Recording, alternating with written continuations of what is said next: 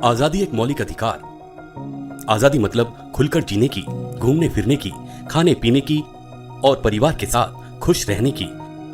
पर व्यक्ति की किसी नादानी के चलते जब ये आजादी उससे छिनती है, तब शुरू होती है एक मजबूर जिंदगी, जिंदगी जेल की। जेल एक ऐसा नाम जिसका नाम आते ही नंबरदारों की मनमानी और जेल प्रशासन का खौफ मन में आने लगता है।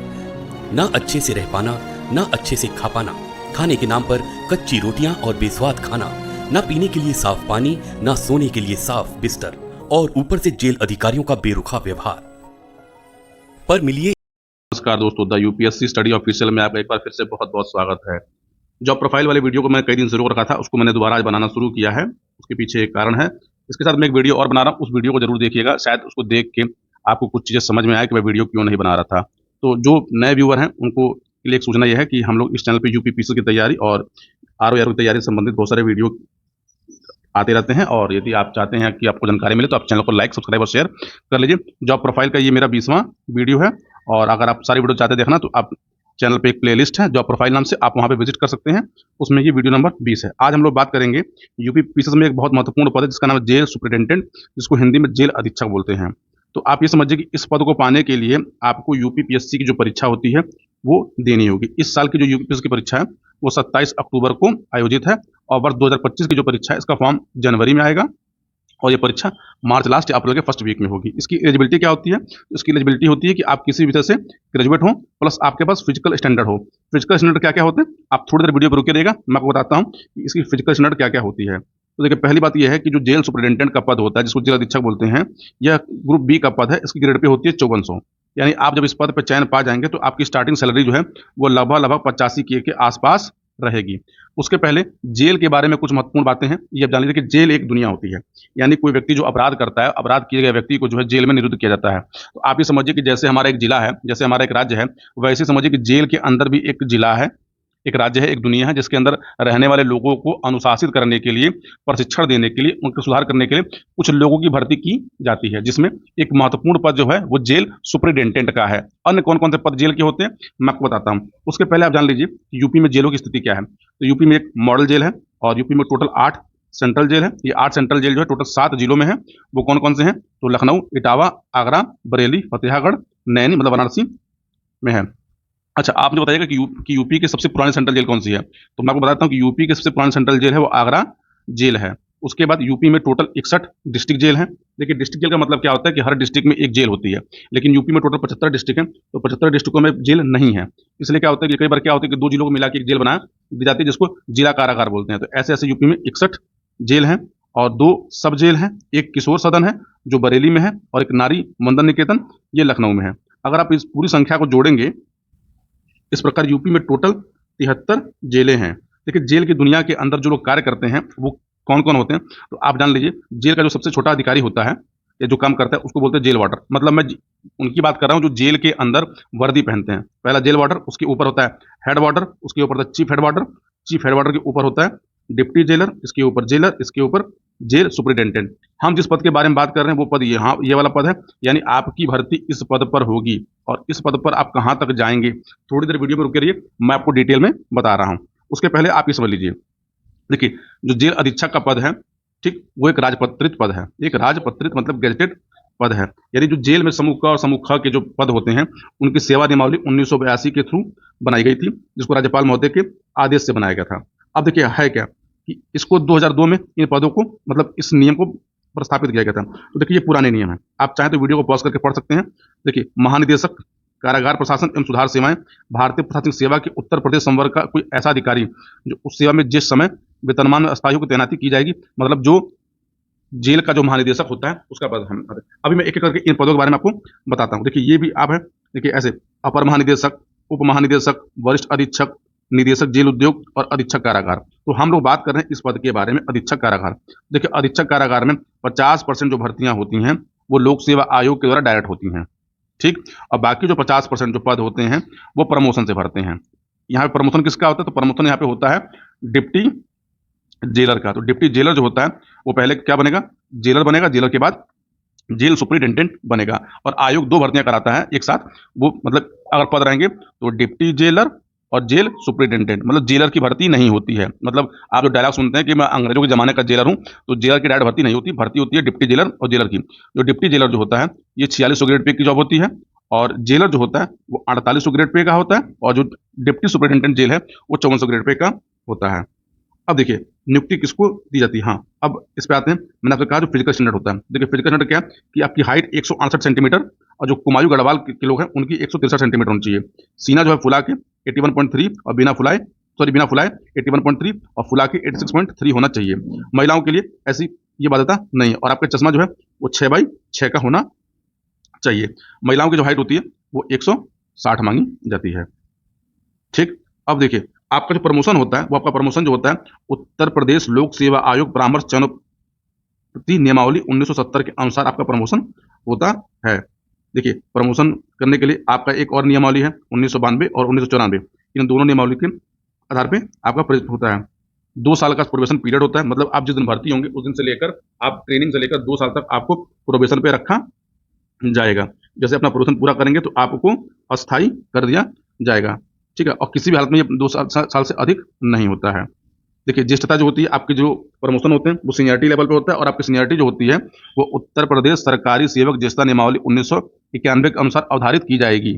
ठीक, यानी मेरे कहने का मतलब क्या है, जैसे मान लीजिए आप यूपीपीएससी की परीक्षा दी है और रिजल्ट आया और आप भर्ती हो गए, तो जैसे मान लीजिए आयोग ने कहा है कि 15 तारीख से जो है आप रिपोर्ट करिए अपने प्रशिक्षण केंद्र पे। तो जिस दिन आप प्रशिक्षण केंद्र पे जाते हैं उस दिन से आपकी ज्येष्ठता मतलब आपकी सीनियरिटी काउंट होने लगती है। जैसे मान लीजिए तारीख 15 है, आप 15 को गए, कोई 16 को गया, कोई 17 को गया, कोई 18 को गया, तो जो व्यक्ति 15 को जाएगा, ठीक, वो सबसे सीनियर होगा। जैसे मान लीजिए सब लोग 15 तारीख को ही चले गए, सपोज करिए, तो अब उसमें 2 चीज़ देखा जाता है कि किसके नंबर ज़्यादा थे, ठीक, और किसकी एज ज़्यादा है, तो वहाँ पर ये सब भी काउंट होता है। आप कहेंगे तो मैं बता दूंगा कि सीनियरिटी किस किस यहाँ पे निर्धारित की जाती है।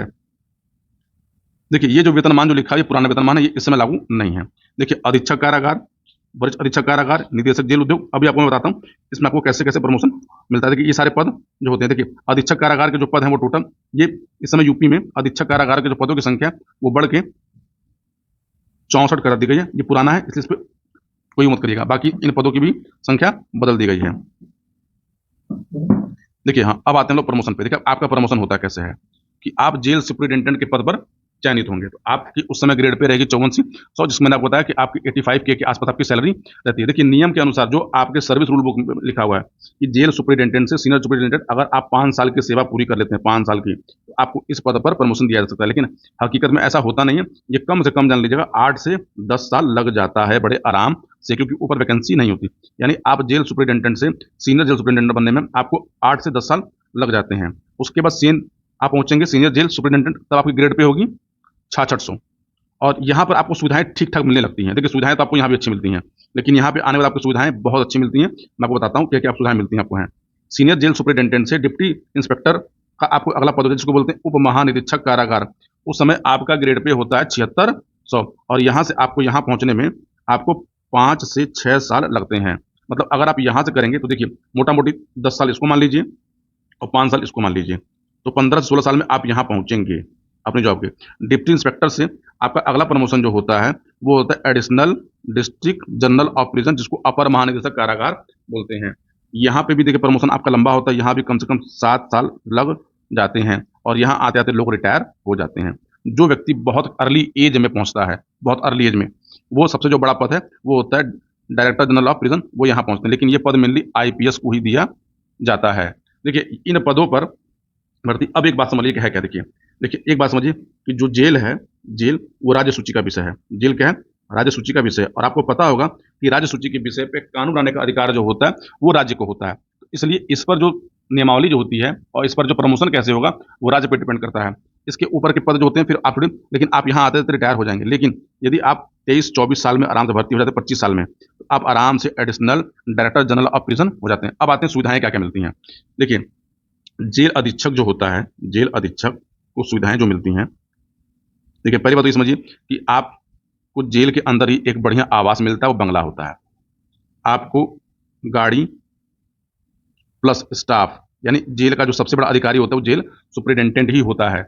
बाकी देखिए जेल के अंदर और भी अधिकारी, जैसे जेल के अंदर डॉक्टर भी होगा, जेल के अंदर माली भी होगा, जेल के अंदर एग्रीकल्चर ऑफिसर भी होगा, जेल के अंदर मजिस्ट्रेट भी आपके साथ, सॉरी ये नहीं, जेल के अंदर फिर समझिए क्या नाम है कि पूरा पूरा बिजली विभाग भी होता है, जेल के अंदर नलकूप विभाग भी होता है। मतलब आप ये समझिए एक मानव जीवन को कार्य करने के लिए जितने विभाग होते हैं उन हर विभाग का अपना अपना एक एक ऑफिस उस जेल के अंदर बनाए जाते हैं, और इन सबका जो नियंत्रण करता है वो जेल सुपरिटेंडेंट करता है। इसलिए जेल सुपरिटेंडेंट एक बहुत महत्वपूर्ण होता है जेल के अंदर में, क्योंकि इसके ऊपर मतलब आप ये समझिए कि एक डिस्ट्रिक्ट में और एक महत्व जो एसपी का होता है, एक महत्व जो डीएम का होता है, उसी तरह का महत्व वो जो जेल की दुनिया है वो जेल अधीक्षक का महत्व होता है। यानी इन सबको वो केयर टेकर प्लस गवर्न करता है, क्योंकि आप जानते हैं कि जेल के अंदर खेती भी होती है, जेल के अंदर कैदी बीमार भी होगा, जेल के अंदर काम भी कराए जाते हैं, जेल के अंदर बिजली भी होगी, जेल के अंदर पानी की व्यवस्था होगी,